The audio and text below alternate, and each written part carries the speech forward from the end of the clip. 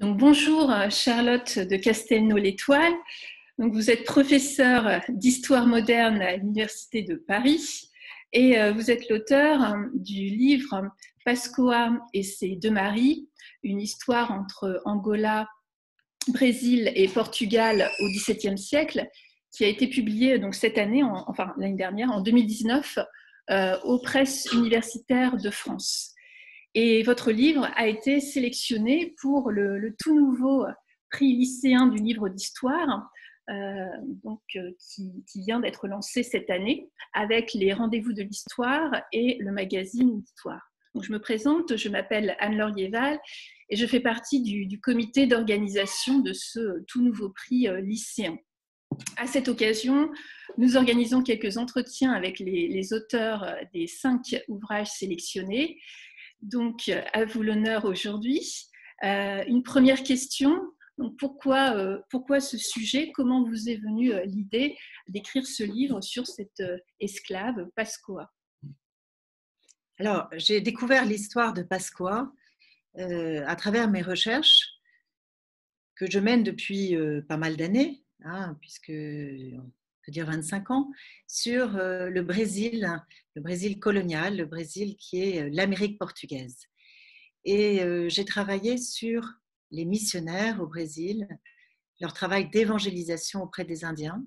J'ai travaillé sur les Indiens, la manière dont ils acceptaient ou adaptaient le christianisme qui leur était transmis par les missionnaires. Et j'ai travaillé aussi sur les esclaves. Et en travaillant sur les esclaves, j'ai cherché à comprendre la place du mariage dans cette société coloniale, la place du mariage des esclaves. Curieusement, puisque les esclaves avaient très peu de droits dans cette société, ils avaient quand même le droit de se marier. Et les esclaves ont choisi parfois de se marier car ils y voyaient une forme de possibilité de construire une autonomie dans cette société. Donc c'est la question du mariage des esclaves qui m'a intéressée. Le mariage à l'époque que j'étudie est une institution religieuse avec des règles d'église et le mariage est indissoluble. C'est-à-dire qu'il n'y a pas de divorce et que seule la mort met fin au mariage. Et donc, il existe un délit qu'on appelle la bigamie. Il s'agit d'un cas de remariage alors que le premier conjoint est encore vivant. Et la bigamie était un crime poursuivi par l'Inquisition. Alors, comme je m'intéressais au mariage des esclaves, je me suis demandé s'il avait existé des crimes de bigamie pour les esclaves. Et c'est comme ça que j'ai été chercher dans les archives de l'Inquisition et que je suis tombée sur le procès de Pascoa. Et en historienne, j'ai tout de suite ressenti que j'avais trouvé là une pépite, que cette histoire était extraordinaire pour pouvoir comprendre ce Brésil esclavagiste, ce Brésil colonial et approcher au plus près la vie des esclaves. Merci. Vous parliez des archives de l'Inquisition. Je suppose que vous avez peut-être dû consulter d'autres sources et vous avez sûrement dû devoir voyager pour consulter ces différentes sources. Alors en fait, j'ai voyagé sur mon ordinateur. Bon, bien sûr, j'ai travaillé dans les archives en Italie, au Brésil, au Portugal. J'ai même été professeure au Brésil pendant 2 ans. Donc, j'ai beaucoup voyagé dans ma carrière. Mais pour les archives de Pascoa, j'ai voyagé sur mon ordinateur, c'est-à-dire que les archives de l'Inquisition ont été numérisées pour le tribunal de Lisbonne. Alors, ces archives de l'Inquisition, ce sont des procès. Qui dit procès dit une source longue avec une enquête judiciaire, une comparution devant le tribunal, une sentence. Et ça a été la principale source de mon travail. J'ai croisé quand même avec d'autres sources parce que l'historien se méfie toujours de la source unique. Il a besoin de confronter avec d'autres d'autres documents. Donc, j'ai travaillé aussi sur des chroniques, j'ai travaillé sur des documents notariés, notamment j'ai retrouvé des documents sur le maître de Pascoa. Et puis, j'ai même trouvé des documents sur le prêtre qui avait marié Pascoa. Parce que, comme l'histoire de Pascoa, en tant qu'esclave, elle a eu une vie longue et compliquée, hein, puisqu'elle est née en Angola, elle y a vécu 25 ans. Et ensuite, c'est au cours de ces 25 premières années qu'elle s'est mariée une fois en Angola. Puis, elle a été punie et exilée comme esclave au Brésil. Et c'est là où elle s'est remariée une deuxième fois.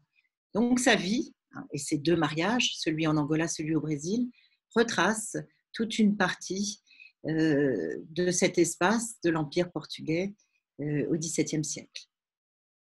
Voilà. Et l'enquête de l'Inquisition va se dérouler à la fois en Afrique et au Brésil, ce qui fait une source tout à fait étonnante. Et comme je disais, donc j'ai retrouvé même les papiers du prêtre qui avait marié Pascoa en Angola.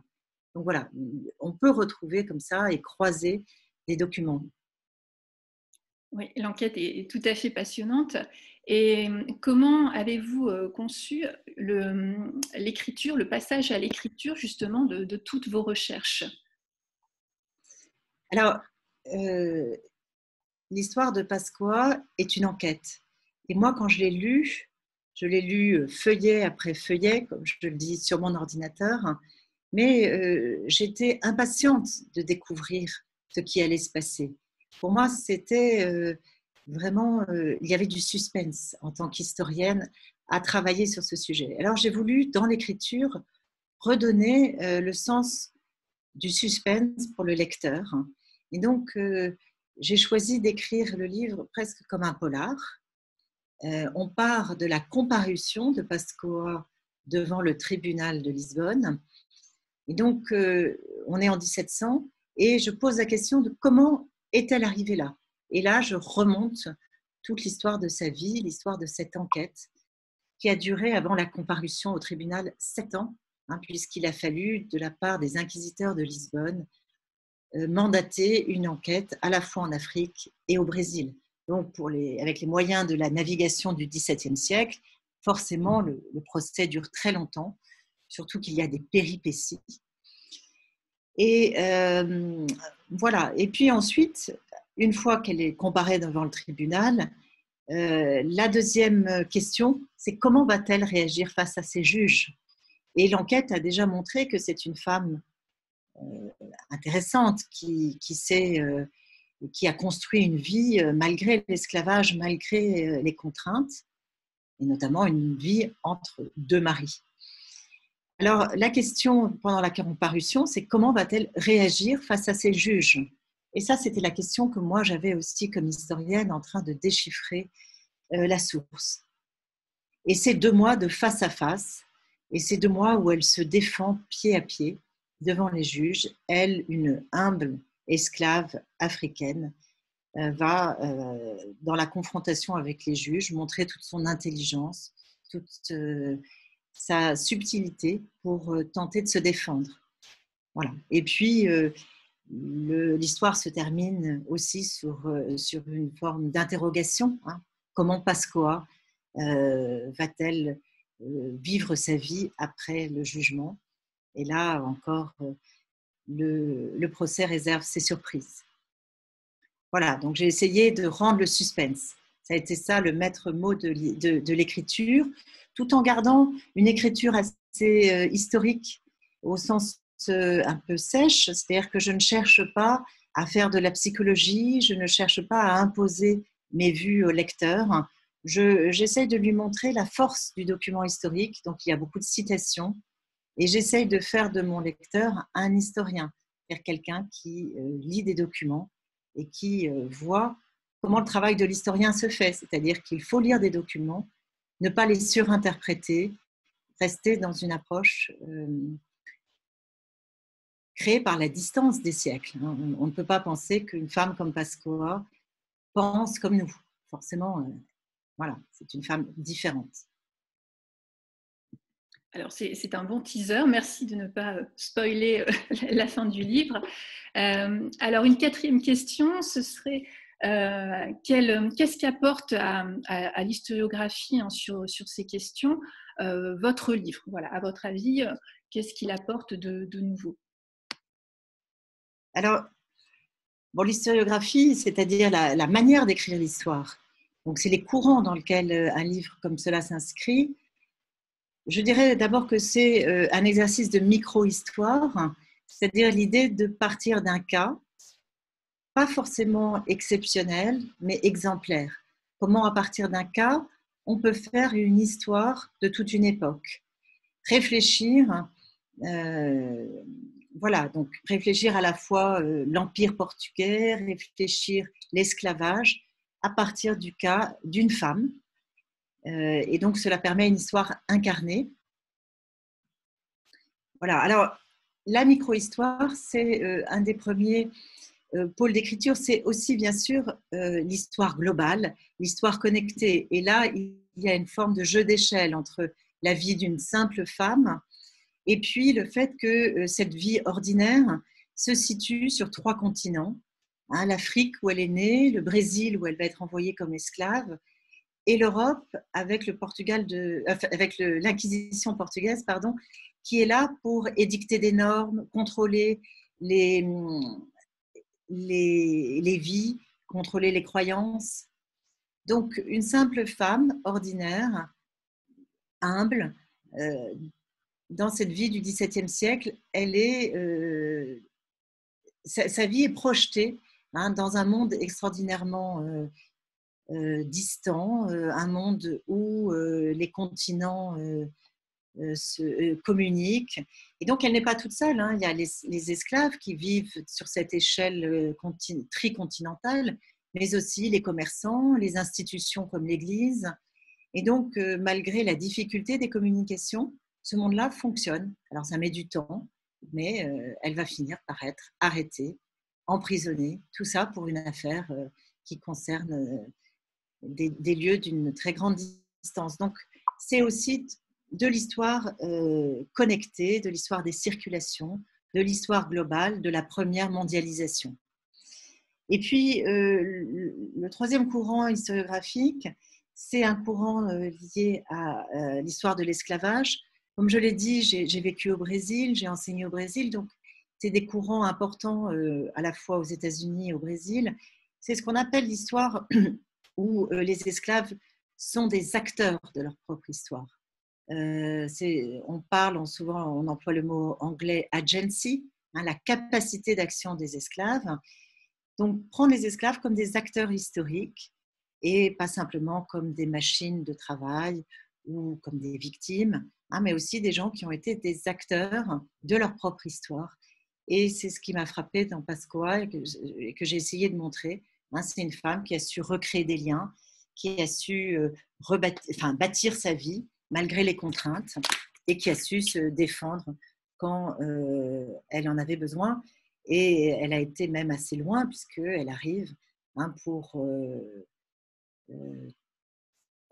à faire une contre-enquête, hein, et à susciter des documents par sa famille restée en Angola qui affirment qu'elle était célibataire, hein, ce qui est sans doute pas vrai, mais ce qui montre la force de cette femme qui a réussi à tenir tête et qui a réussi à obtenir des lettres de l'Angola, ce qui est pour l'histoire de l'esclavage au XVIIe siècle quelque chose de très nouveau. Hein, ça montre que, en tout cas, certains esclaves pouvaient garder en Amérique des liens avec leur famille restée en Afrique.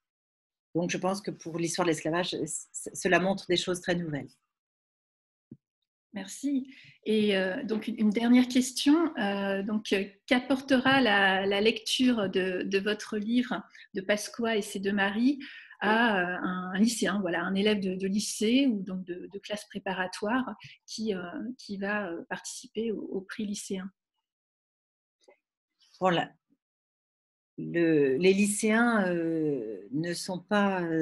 dans les programmes de lycée, on fait assez peu d'histoire antérieure au 19e siècle, mais je pense que des lycéens qui s'intéressent à l'histoire sont de bons lecteurs et ils peuvent aimer cette histoire.